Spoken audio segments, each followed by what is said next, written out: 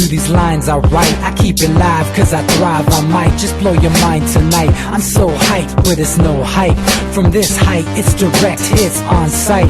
I'm your type, lend me your ears to show you that there's something in me. I'm not giving up, I'm standing right here, holding these days hostage. And I'll make this my year. We turning fear into love, and the love's in the air. I love doing this cause nothing compares. Nothing can share that same type of feeling when you feeling and flare. They can't catch it, it's havoc. I rip to a tear, switch the scenario. My stereos, I leave them impaired. Variables start to change and they're all in my range. I just gotta grab it, it's all mathematics. Every step is drastic, I make it fantastic. I'm trying to take your breath away.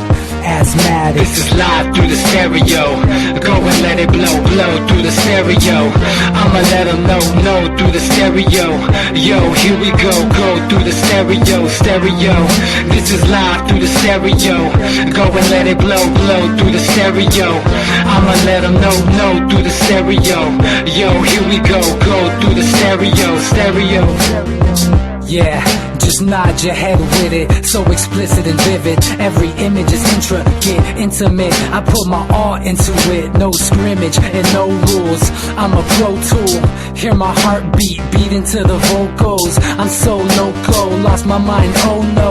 It's ponderoso, dope, so no overdose, cause it's dope, yo. Man, this is house grown, mixed with some milestones. So I let the style flow down like the Dow Jones, bringing it with some foul tones, letting the crowd know we getting loud, so it's eardrum rudiments. Yeah, we bring it rude again. Move, little hooligan. Music for tuning in, full time to the 10. I'm on my clock like I told you. I'm doing this for dreams we pursuing.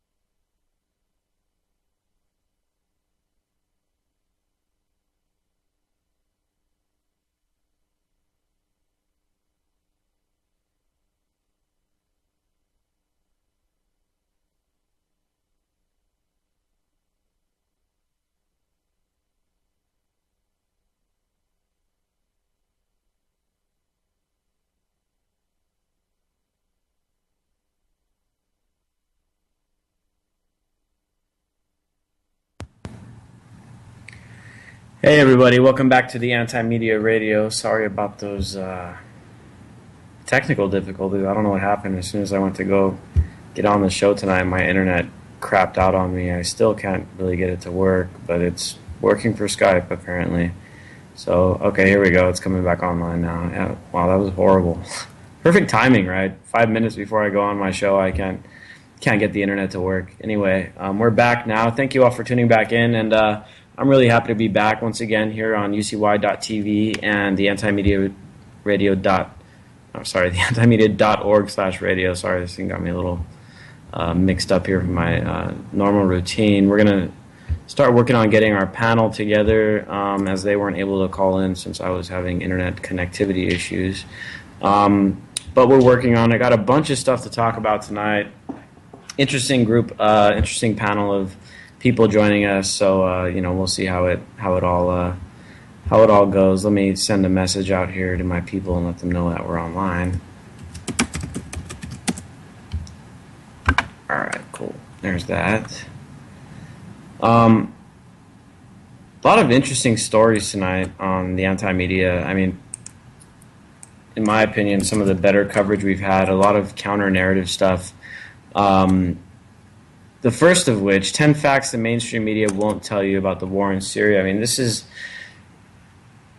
pretty big because, we're getting a lot of disinformation about what's going on in Syria. It's really hard to decipher between the propaganda and what's real. And if you scroll over to this article, if you look at the last point there, the first fact, I guess, is that a lot of the media's sourcing for the conflict in Syria is from the Syrian Observatory for Human Rights, which is literally just some guy that lives in England that runs a t-shirt shop that is somehow like the go-to source for all things going on in Syria. And like this guy's not even there. He's not even on the ground. He's not even like collecting data. He's not even collecting hard information. He's just telling.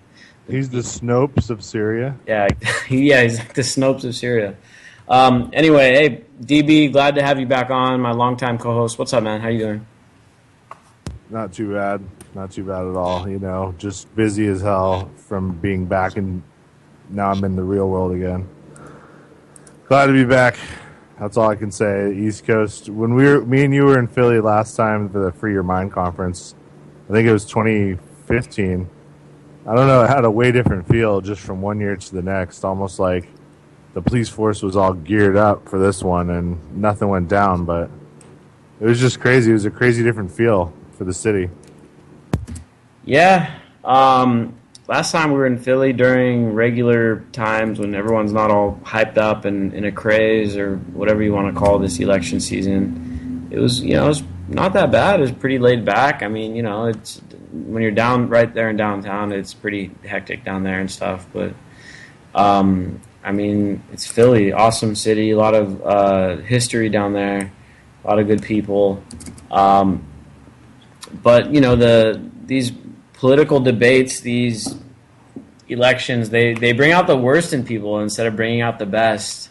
And in a perfect world, in a perfect government, in a perfect media, we would have intellectual debates where there was actually like concrete, legitimate philosophies that were being debated on a national stage so that we could actually improve the state of affairs in the country and the world, especially when your country has such a huge footprint around the world. But in the United States, it's like a race to the bottom. It's like, who can bomb more people, who could take away more of your freedoms, who can make the situation basically worse while at the same time selling you an idea that somehow it's going to get better. And it literally just brings out the worst in people. In fact, there was a story today that a guy was charged for assault because he assaulted his girlfriend because they disagreed over the presidential election. I mean, this is getting ridiculous, don't you think? Yeah, I mean, I don't know, dude. It's kind of some of the stances people are taking that I've known for many years are kind of indefensible, and yet they'll try. So I don't feel like between the two candidates right now we even have a choice.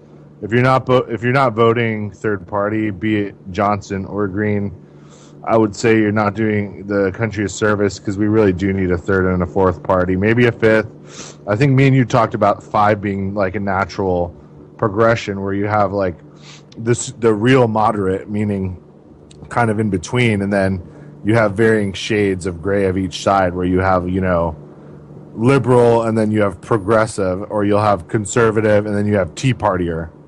And it's, whatever sliding scale or extreme you're on. But I think everybody realizes, we're entering into a new robber baron type economy where it was like kind of like a feudalist thing at the beginning of the century where you had like the first billionaires like Rockefellers.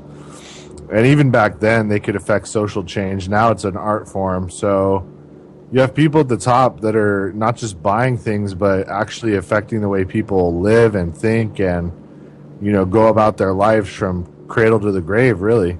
It's kind of it's not a brave new world. I say, if I ever write a book, it's going to be called Wuss New World. It's a cowardly new world out there, isn't it? Very cowardly. So, yeah, a lot of things to talk about tonight. I mean, whether we go political, geopolitical, there's stuff going on overseas. There was a suspected knife attack in England, which is being labeled a terror attack. We're going to have some interesting coverage on that, as well as, there was a huge, awful attack in Japan last week where 19 people were stabbed to death in like a type of like nursing home. And it really didn't make any waves. No one was changing their profile picture to a Japanese flag or anything like that. But we got an interesting story coming out tomorrow about why this wasn't really talked about much. These are people that are disabled and elderly that were stabbed to death in their beds. But, why wasn't it some kind of international outrage and stuff? There's a couple of reasons. We're going to be talking about that tomorrow. I think the obvious reason is that it wasn't a terrorist. It was just some mentally deranged dude that worked at the nursing home that thought that all old people needed to die. That's what the guy thought. And so since it wasn't terrorism, you can't really spin it into a political angle that can be beneficial for the U.S. government, so our media really laid off the story and didn't create the kind of frenzy that you would see after something like that happening. Had it been an Islamic terrorist in Japan, it would have been crazy international headlines. Everyone would have been, sending their prayers and thoughts to Japan because they're so worried about the terrorism rising over there, but it's not. So no one really gave a shit. So we're going to be talking about that tomorrow. That's going to be a really interesting story. Also on the anti-media today, Obama signed the GMO labeling law, and that's interesting because on one hand it's like, okay, they finally passed GMO labeling, and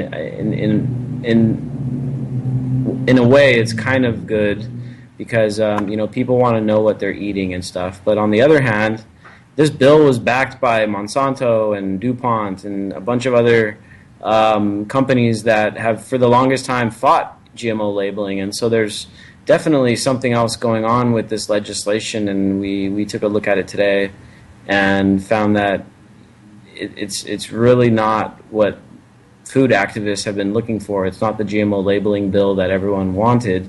In fact, it was kind of like a way to preempt what was going on with the Vermont GMO labeling bill, which was actually really strict and effective. This one actually gives the company the option of various ways they want to label it. Like they could actually put like a 1-800 number on the back of the food and say, hey, if you want to know if this has GMO ingredients on it, call this 1-800 number and we'll tell you about it. It's like, wait, that's kind of like a huge deterrent. How many people are actually going to call that number? Or, they also give them the option of putting a QR code on the back. How many people are going to open up their phone and scan a QR code before they buy something? It's going to be easy for you to know that just to look for GMO Project Verified on the front. But if you know that, and like you're saying, Nick, most people aren't even going to check and don't know and don't even care. And this despite the fact that, lab rats, which of course have an accelerated lifespan and thus show the effects of GMOs within a couple years, they get massive tumors. They die from these tumors. It causes cancer. With humans, it may take 40 or 50 years to affect you, and then you just die, and we never know why. And this may be part of the rising rates. Very well could be. There's no telling. The amount of pesticides including glyphosate now in the environment, has gone up exponentially since the introduction of Roundup Ready genetically modified crops, and that's been, there are plenty of concerns about that causing cancer, and plenty of countries have already stopped using that chemical. Of course, here in the U.S., they've Monsanto has such a deep reach legislatively that there's not much you can do politically to roll back their products and stuff like that, and that's why this GMO labeling bill was watered down to the point where it might as well not have even passed before everyone, all the Monsanto and all these other companies jump on board and they're like, yeah, we're in favor of GMO labeling now as long as it looks like this. So this is not the legislation that people were looking for. And so there's always that to look into. I don't want to go too far into that tonight because it's just one of those topics that we've already covered so much. Yeah, they've essentially, what they've done, just to briefly touch, is if you don't pay attention now, you can just assume you're eating all kinds of industrial garbage. Pretty much. But, a lot of people are paying a lot closer attention to what they're eating, and there's definitely a trend of more healthy eating going on all around the country, and so that's a good thing. And so people aren't eating quite as much crap that is going to make them sick or give them diabetes, and it's good because we need people to be healthy. We don't need people to be sick and dependent on pharmaceuticals and all this stuff. I mean, there's a lot of most of the things that are killing people, which are like heart disease and cancer and things like that. It can be prevented in some ways. Of course you can't 100% prevent cancer, but you can have a lifestyle which is helping you not get it as often. And then diabetes, which is a huge epidemic with all the, obesity issues going on and stuff. I mean, diabetes is taking a huge toll. Type 2 diabetes, it's preventable.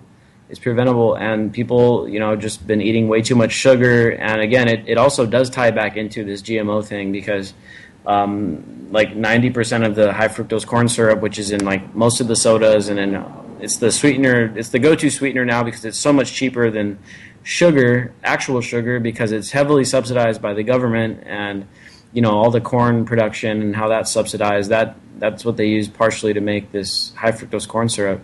So it's much cheaper, and so the government is kind of subsidizing our sweet diets, and indirectly giving people diabetes. So cut back. The fake stuff has some things that were shown to be hormone disruptors in amphibians. So, I mean, they kind of trick now you into, if you're going to go diet, now you can have less kids. I mean, what is that?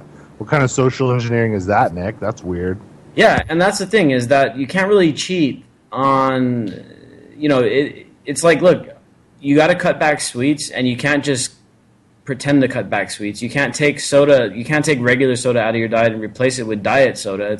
You're just replacing one bad thing with something that could be worse. And so I guess if people are going to be serious about the way they eat, you got to take the sacrifice and stop eating as much sweet stuff. I mean, it's as simple as that. There's no magic product that you can replace sugar with that's going to taste the same and not give you the bad effects. I mean, it's just not a realistic expectation, I don't think. But I mean, they've always correlated meat, wheat, and sweets with cancer. Like meat meaning like beef, like really hard to digest meats, like dense proteins, because they just sit in there and they make an acid base in your stomach, and that's kind of what creates this environment for these cancerous cells to, basically live. And the same with wheat, because wheat of the yeast, it feeds it. And then sweets just finishes it off with even more yeast.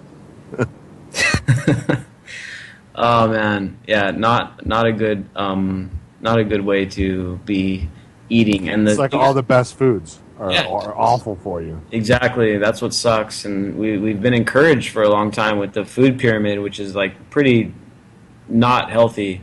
To eat like a bunch of grains and a bunch of carbohydrates and stuff, and then not exactly the best diet. But they taught us a bunch of bad science as we were growing up. I mean, everyone knows about the food pyramid, right? We all learned about that back in school, and unfortunately, it's not accurate. It's not the right way that we should be eating. But it's going to take generations for us to correct our eating habits, and there's various forces that are working against our health. I mean, firstly, looking at like the big food industry. I mean, they make tons of money by selling us this highly refined, highly processed food that is generally unhealthy for you. That's how they make their money. And then the pharmaceutical industry, who has to treat all these people that come down with all these sicknesses from the crap that they're eating. I mean, do they really want people to get healthy and so they don't have to go and get prescription medications? I mean, I don't... and it's all just so typical that it's tied in to the cash crops that were tied to the slave trade, Nick, like sugar in the Caribbean on all the slave plantations in those islands.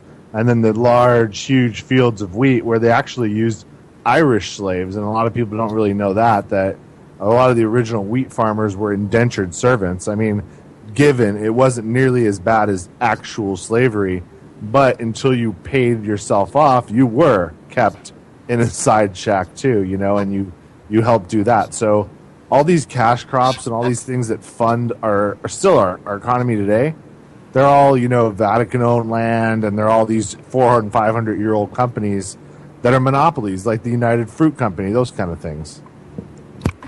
Yep.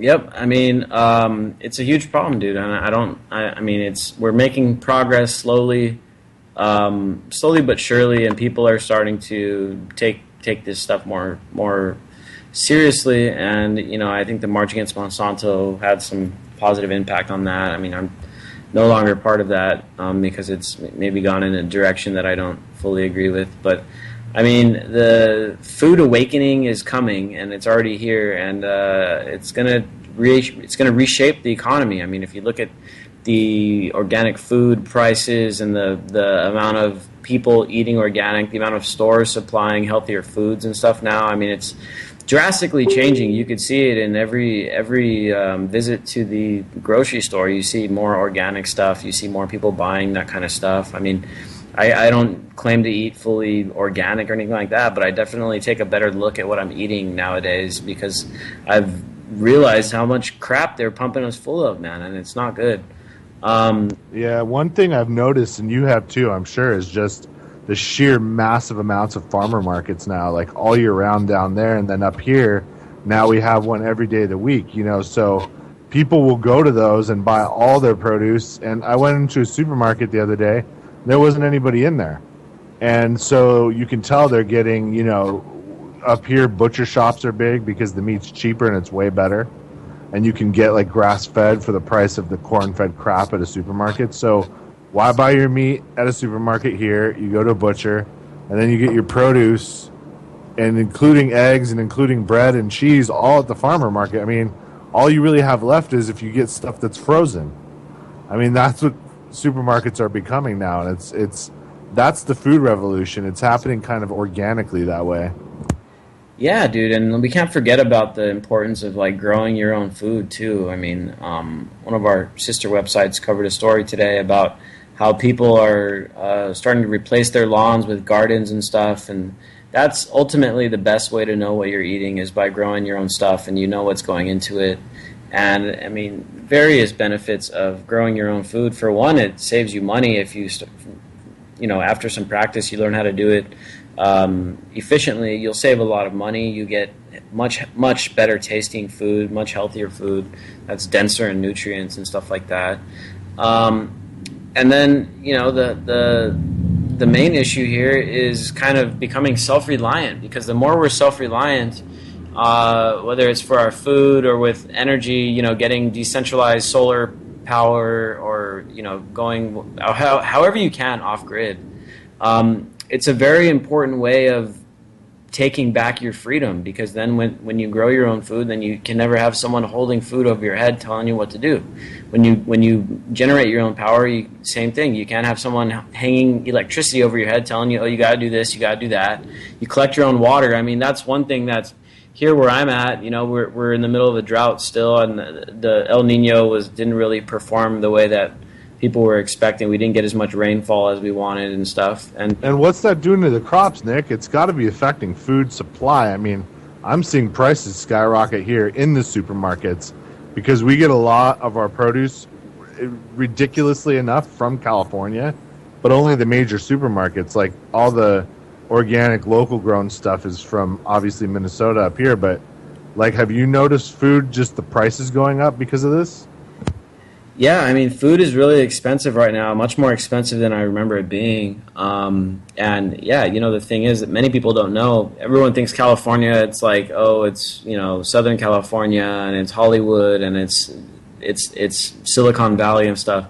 California grows like, California is the greatest producer of farming products of any state. I mean, it grows a huge chunk of the produce for the country, and even the dairy and the meat and all that stuff. I mean, up in the Central Valley, we have, in California, it's basically the single one of the best places in the world to grow all types of food. The climate is great. I mean, the soil is great. It's a perfect place. The only thing that's lacking there is the rainfall.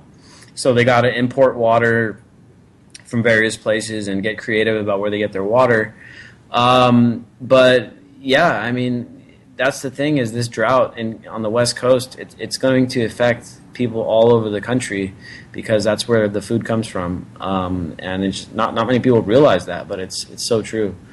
I want to shift a little bit here into some election news. We had this hilarious meme that I used for the introduction today for the show. I'm going to pull it up here because it was just, I can't remember what it said, but it was just so funny.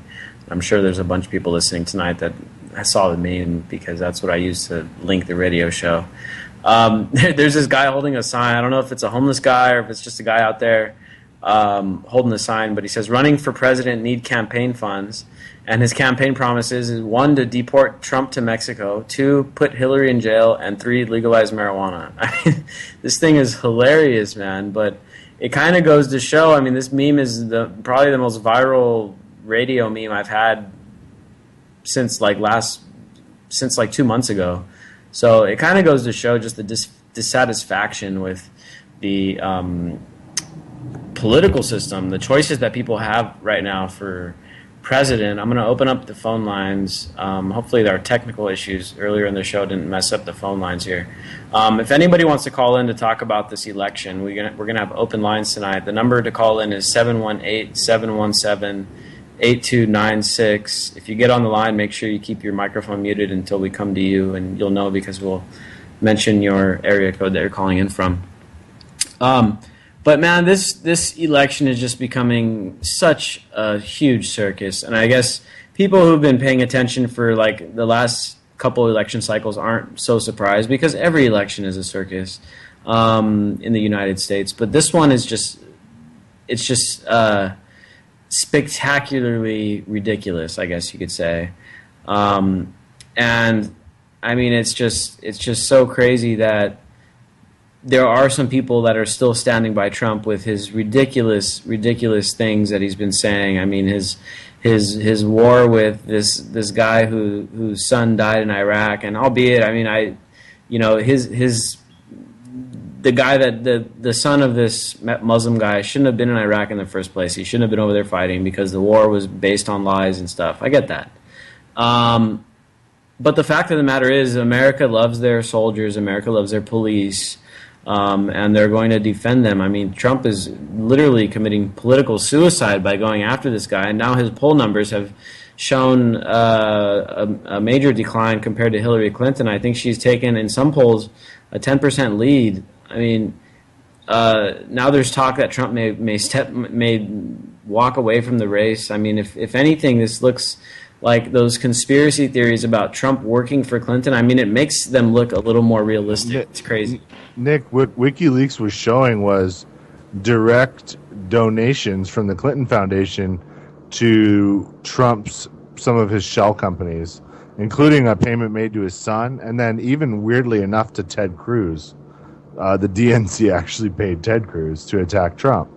So this shows what, I mean, say what you will about the guy, he can't be really an insider if they're all kind of ganging up on him. Now I see even that GOP guys are jumping on Hillary's train and saying because Trump's unfit, which by and large I totally agree, and so is Hillary. I mean, Hillary had a meltdown at a one of her pathetic rallies she had with like 200 people that showed up, and who knows how many of them were paid. At least 50 or 60 of them were like high school kids that were probably forced to be there because it was at a high school. And, you know, she kind of had a meltdown on stage where she took like a 15-second just pause up on stage. You can tell the pressure's getting to her. So it wouldn't be inconceivable for both to drop out and something really crazy to happen, because she's truly unelectable. If Trump were to fall out and they ran somebody who is legitimate, and I don't even know if the RNC has anyone who's legitimate. Can they get Kucinich? I mean, or is he available? I don't know. Like, does anybody have morals on the RNC side they can run? Like, who'd be worth a damn and could just tear her to shreds at the same time? I don't know. But I mean, she's not going to withstand whoever replaces Trump. So much baggage there with Clinton, just so much ridiculous baggage. I mean, it's just crazy. I mean, the DNC thing, and I see Trump was out saying yesterday and the day before, he's like, you know what, these elections are going to be rigged against me, and this, that, and the other. And first of all, it's like, dude, you're probably right. The elections are rigged. I mean, we all know the DNC was favoring Clinton through various means, according to the WikiLeaks emails that we got. And of course, there's plenty of questions regarding the safety of electronic voting machines and all these other ways that are used to manipulate voters and stuff like that. But why would they have to rig the election against Trump when he's destroying himself? I mean, that's the thing. The guy is literally destroying himself, and he's a paid actor, right? He's just so ridiculous. Didn't he get $2 billion worth of media coverage for his name, which is basically his brand? If you keep hearing Trump, like, I was just, in Philly, we were there for the DNC, and then one of the days earlier before it started, the convention, we went and drove to the Jersey Shore, Atlantic City, and the Trump Taj Mahal was there, and that place was packed with people getting their pictures in front of it, and then they went in, and they spent money. So Trump made some damn good money from this whole thing. I mean, yeah, he might have hurt his personal reputation, but he doesn't give a damn about that. Trump, the brand, is now in a better position for marketing probably than it's ever been. I don't doubt it, man. I don't doubt it. And then we got Clinton over here today, or was it last night? I don't know. The video came through today that I've been seeing, went viral. She's giving a speech and about how bad Trump is and how he loves billionaires. And here's the golden little phrase that she spit out today. And the most hilarious thing was that the audience applauded it. Check this out. Trump wants to cut taxes for the super rich. Well, we're not going there, my friends. I'm telling you right now, we're going to write fairer rules for the middle class, and we are going to raise taxes on the middle class.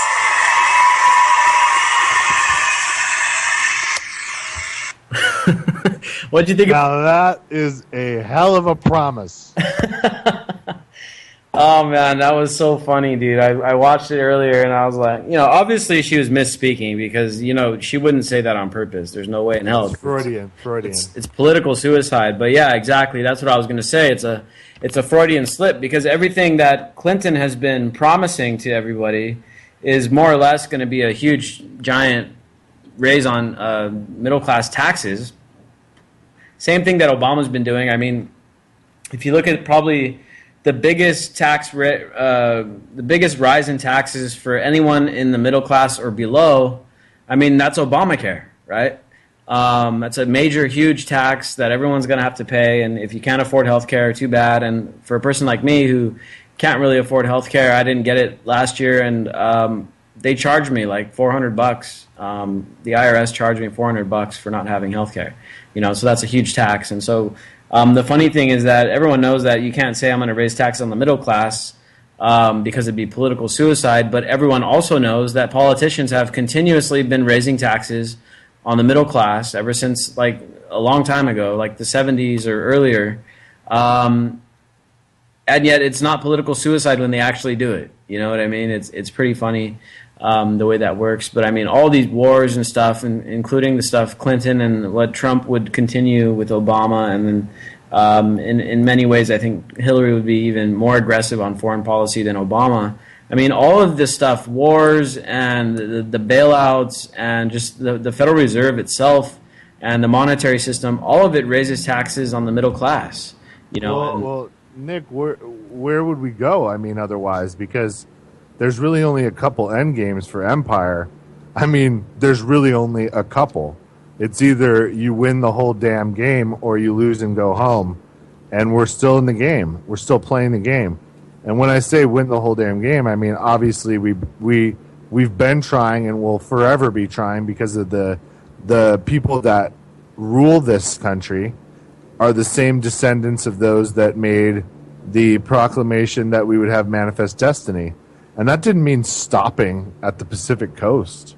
We've continued. We now own the Philippines. We own a huge base just south of Japan, our mortal enemy, so they could never really pose a threat again. I mean, we're now encroaching into China's territorial disputes with the South China Sea. We're not going to ever stop. That's why North Korea is as psychopathic as they are. I mean, if you go and research World War II, you'll find it really never ended. It just became the Korean War. And we bombed the hell out of North Korea so hard, they lost a third of their civilian population. So that's why they became as militant as we are. They spend the same 67% of their GDP on military that we do when you figure in Black Ops. So that's what it is, dude. It's Pax Americana or bust. And it doesn't matter if we go broke. The Fed will just keep printing, and we'll just keep bombing. Yeah, as long as we maintain the military edge around the world, the dollar will never really experience that hyperinflation that have been experienced by a lot of people around the world, including our neighbors to the south. Hyperinflation happens when you print a bunch of money and you're not backing it with something. The thing for the United States is that we are backing it with something, and it's the most powerful military in the world as of right now. And so it's a different scenario. We've got the empire, and we've got, for now, the means to hold it together. And it is a global hegemony, but it's working right now. But it's a matter of looking at the positives versus the negatives. I mean, the average American, sure. I mean, they're more rich than the average American is a 1%er when you look at the whole globe's standard of living. People in Africa, people in third world countries, people in these highly populated Asian countries, they live like shit compared to we do. I mean, the poorest people in the United States are richer than the middle class of third world countries and stuff. But there's a cost to all that, and it's in blood mostly. And the chickens eventually come home to roost. I mean, that's why we're going back into Libya, which is another story we covered on the Anti-Media today. Obama authorizes 30 days worth of bombing in Libya. Those not familiar with Libya, we've talked about it plenty of times. Something Hillary Clinton was very in favor of, and Obama wound up doing. 30 days or 15,000 bombs, whichever's more. Yeah, whichever comes first. So we knocked out the Syrian government back in 2009 and made a big mess of that country. It was, at one point, the most prosperous country in the continent of Africa, and now it's pretty much ruined, thanks to us and our supposed thirst for democracy. That's the thing that's so hypocritical, I guess you could say, about what went on in Libya, because if you remember, we kind of went in there shortly after the Egyptian revolution, and we said, hey, we can't allow Gaddafi to be mean to his own people. I mean, he's killing thousands of his own people. I don't doubt that he did kill a lot of people. I don't know if it was thousands of people like was said in the media, but I'm sure he did kill, protesters and stuff. But it's very hypocritical because our allies in the Middle East, including Saudi Arabia, Qatar, United Arab Emirates, Turkey, a bunch of countries like that happen to be our allies, they did pretty much the same exact thing. They repressed their protesters. They jailed people for being activists and journalists. In fact, Saudi Arabia is like an ongoing policy to jail people that are journalists and activists. I mean, Turkey now famously purging its entire opposition whether it's journalism, military, political, philosophical, even schools. They're shutting down schools now in Turkey because they think teachers may be teaching stuff to kids that are too democratic or too secular in nature. But it's no big deal. You know, I mean, John Kerry has briefly mentioned, I wish Turkey wasn't doing that. But if it were someone like Iran that was doing it, I mean, bombs would already be flying. You know? That's what happened before World War One, when they did the Armenian genocide, when they kind of like got rid of all the intellectual class to get rid of like voices of dissent that were, you know, logical to the people. Like it happens everywhere else when you're about to commit a huge massacre on your supposed enemies. And they killed 1 million of 3.5 million Armenians. So they wiped out about a third of their pop, or a little less. And now, as a result of that, who do you think Armenia is allowed to build the biggest, massivest land base you could imagine? Russia. So, like, Russia's right on Turkey's border. And they basically just plopped themselves there waiting for Turkey to do something stupid like they just did.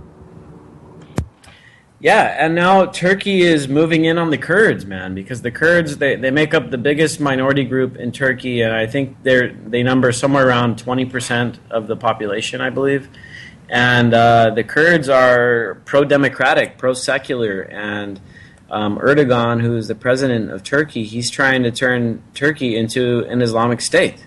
He's trying to turn Turkey into Saudi Arabia, where he's the king. So far, the U.S. and everyone else in the West, and keep in mind, Turkey is the only Middle Eastern member of NATO. Everyone else is like kind of looking the other way and just letting them do what they want, because for now, Turkey's still playing their role as our NATO puppet. And they're like going to be the first, if we get into like an actual proxy war, where like our troops go in and they'll wear the NATO banner, and then they'll fight on the border right there in Armenia against that big base there, that Russian base, and then we'll see what happens. Like it won't be in Turkey; it'll actually be in Armenia, most of it. But I mean, obviously, if Russia mud stomps them, like I'm guessing they probably will, even with all the buildup going on, the land power of Russia's undeniable. You know, they can probably take Turkey out if they want. It's just, where do you go from there? You know, that's when it becomes global, because then by default NATO has to become involved, and that's, you know, the only thing right now I think holding things up is like Poland right now, and a couple other the middle countries are like not completely with NATO. They don't want to be used as the battlegrounds. I think that's the only thing kind of holding up this from escalating right now. And then, of course, the pipeline.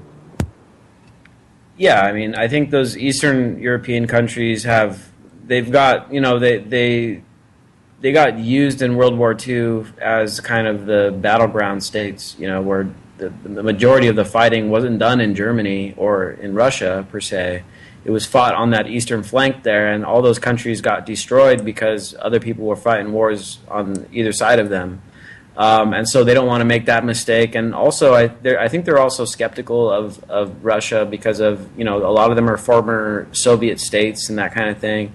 So they don't want to fall back under Soviet type of control and, you know, just authoritarianism.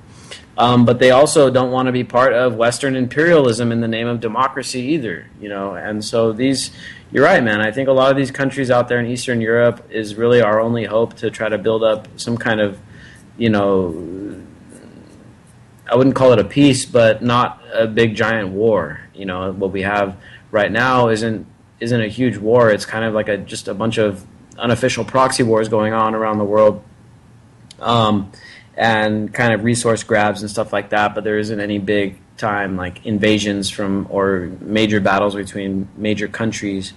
But that could all change in a matter of just a few days if the wrong things are done. I mean, we got pretty close after Turkey shot down that Russian jet and it became pretty clear that things were ratcheting up over there. But then Russia had all this intel on Turkey, and they released it showing how they were funding ISIS, and then things got quiet over there. And I don't know what it's going to take, whether it's this crackdown, whether it's the recent findings about Turkey funding ISIS.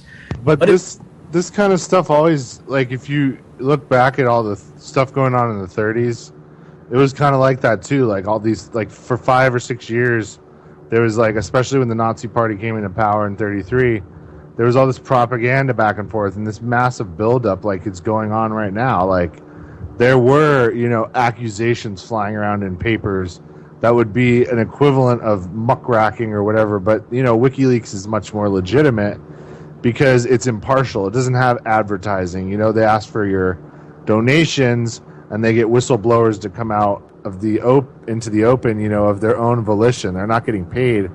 And unfortunately for this DNC guy, it looks like he was the dude that got gunned down. I don't know if you heard at all anything about that, Nick, but a lot of the times these whistleblowers, they pay the ultimate price. And so it becomes more credible that way instead of just being muckraking or yellow journalism like it was prior to World War II actually popping off. So it's just different, but it's still the same. Yeah, the propaganda wars are on and popping. I mean, the anti-China rhetoric and the actions from the Obama administration in the South China Sea, not very encouraging for world peace, I'll tell you that much. And then what we did in Ukraine, what we're doing in Syria, these are things that are very important to the Russians. I mean, we're really prodding the bear over there. And we're kind of pushing Russia and China together. And they've never been enemies, but they weren't really ever that close together for whatever reason. But we're pushing Russia and China together, and that's a marriage that is very much. I mean, if Russia and China formalize their alliance militarily, I mean that would be a legitimate counterbalance to NATO. It really would, because China has got the population and a lot of technology, and Russia's got all the technology and all the major weapons and stuff. I mean, they're not as technologically advanced as we are, but they've got a bunch of the stuff that we have. They're just a different branch. I think people should know, like when Paperclip came to us, they had their own equivalent. They got, we got Werner von Braun, and they got his brother. And his brother was like an expert in actual rocketry. So that's why they have the best surface-to-air missile, the S, whatever they are, at this point 500 or something, the 5th gen. But, like, we dare not fly. Like, Hillary's hilarious when she says she would install a no-fly zone in Syria because it's already there anyway right now with SAMs. So it's just more propaganda, What she's saying is that they would shoot missiles at those SAMs and blow them up, and then they'd start flying over Syria. And then in response, Russia would just shoot down our planes, and then it would be on. Exactly. Very, very irresponsible rhetoric coming from Clinton, but she gets a pass on it, right? When Trump says a bunch of stupid shit, everybody and their mother is like, oh, Trump said this stupid shit again. And when Clinton says something, it's like, oh, wow, she's so experienced. Wow, she's going to kill a lot of people. That's so great, and it's ridiculous, the media treatment that Clinton gets compared to Trump's. And I think both of them are pretty much equally crappy, but Trump definitely gets treated differently in the media because, as we've mentioned various times in this program, he's a loose cannon. He's not as predictable as Clinton. Clinton has a long track record of being a neocon on foreign policy and a neoliberal on economics, and that's what the establishment wants because that's the status quo, and that'll keep the ball rolling and all the money rolling in for them. Now, Trump would probably do the same exact thing, but he's not as predictable, can't be counted on. Probably they don't have as much leverage over Trump because at any point the powers that be wanted Clinton to be indicted, it would happen. The reason she hasn't been indicted because she's done plenty of things to be indicted. As James Comey said, the FBI guy, if it had been any, I'm not saying that no one else would have been, disciplined under similar circumstances. Basically what he's saying is, look, we've got the stuff to indict her, but we're not going to at this time. Because that kind of information and that kind of leverage, it's priceless when someone's a president. You've got an indictment that you can hold over their head. where you can say, look, you're president, but you're going to jail if you don't do what we tell you. I mean, that's pretty strong leverage.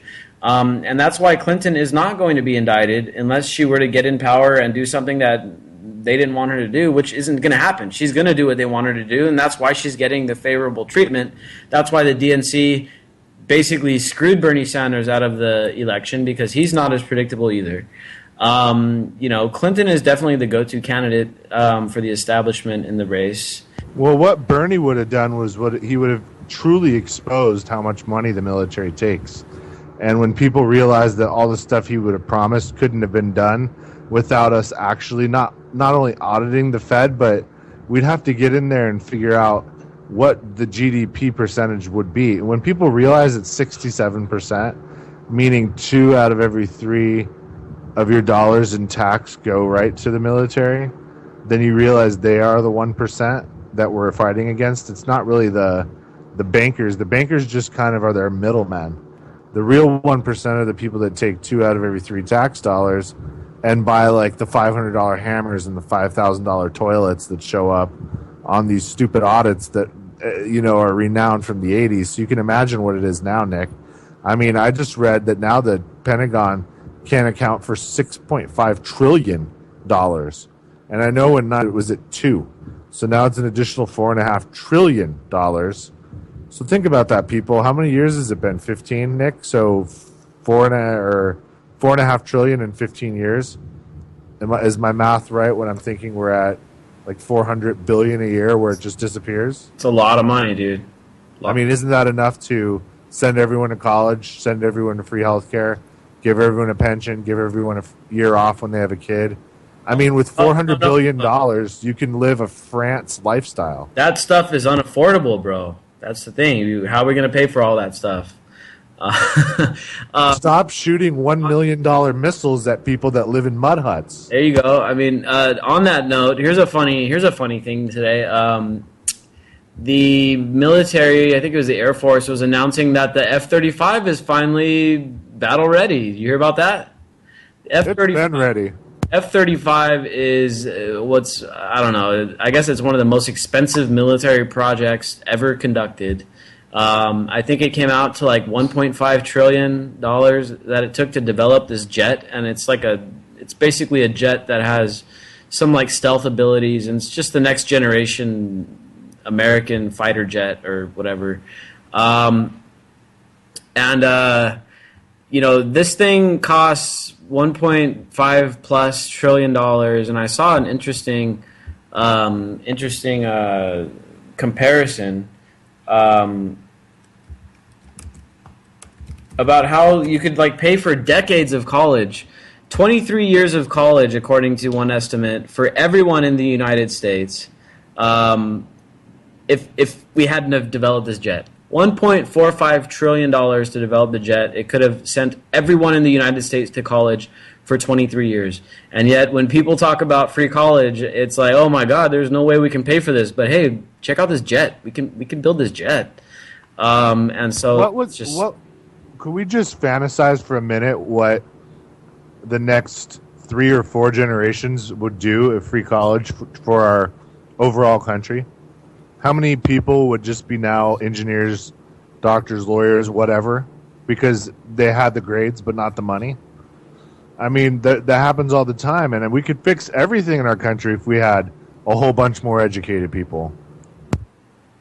Yeah, I mean, police brutality would go down, racism would go down, a lot of the issues that we have would go down. Now, not saying the college system is perfect by any means. It's messed up as it is. It needs to be reformed too. But I mean, this jet thing is just ridiculous.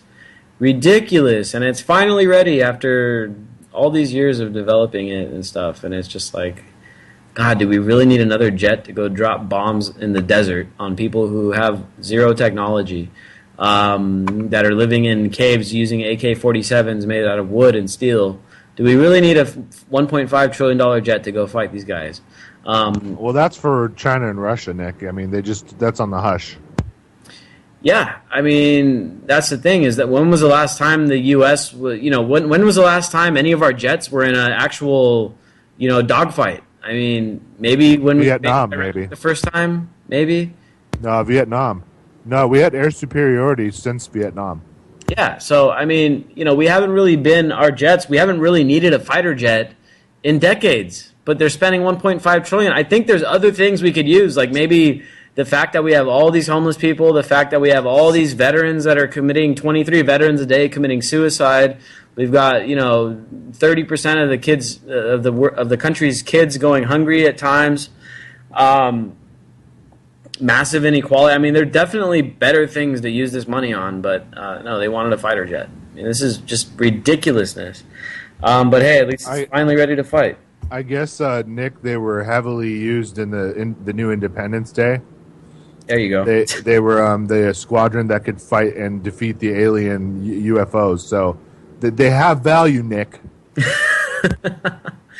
Yeah, there you go. At least there's a use for them there. What else, man? So many things going on. Mainstream media talking about how we got to knock out Assad to defeat ISIS. I mean, how much dumber can you get? That story we covered yesterday. We got a lot of good Syria coverage. We've got a new writer on our team that's covering a lot of geopolitical stuff over in the Middle East. Covered 3 stories from Syria the last 2 days. The other one, I mentioned at the beginning of the show, 10 facts the mainstream media won't tell you about Syria. Definitely go read that one on the website. And then how Europe is getting rich by fueling its own terror epidemic. Very interesting article here. It's about how a bunch of countries in Europe are sending billions of dollars worth of arms over into conflicts in Syria and Yemen and other places like that.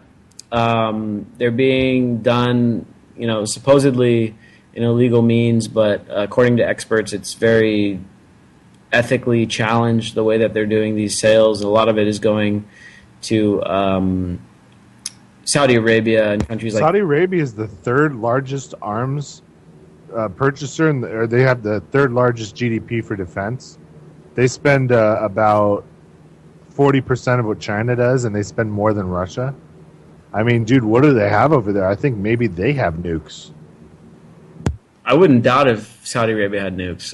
Obviously, they can't use them, but they're using a lot of weapons that they're trying to use. They're trying to, construct a. They're losing though, fighting Iran. The proxy war in Yemen, they just lost because now the Houthi youth have bombed inside of Saudi Arabia. And it's been the first time Saudi Arabia's had a direct hit within their borders. So Iran is winning for sure. Yeah, because it's kind of like the battle between what the U.S. does in the Middle East and what Russia does. I mean, Iran tends to back organic movements like the Houthi rebels, which were people that were already trying to overthrow the Yemeni government. And Iran kind of goes in and just gives them a little bit of help. And then what Saudi Arabia does is it goes in and tries to manufacture a completely new opposition group. And just like kind of like what they're doing in Syria and why it's not working and why it's become a bloody stalemate. In fact, it would appear that Assad, it's just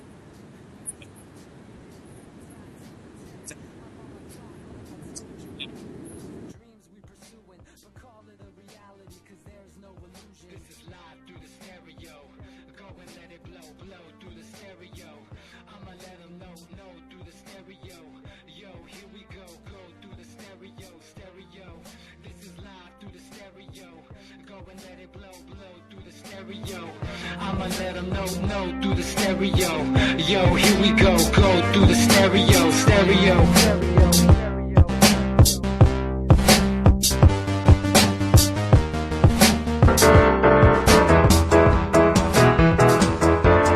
My name is S.M. Gibson.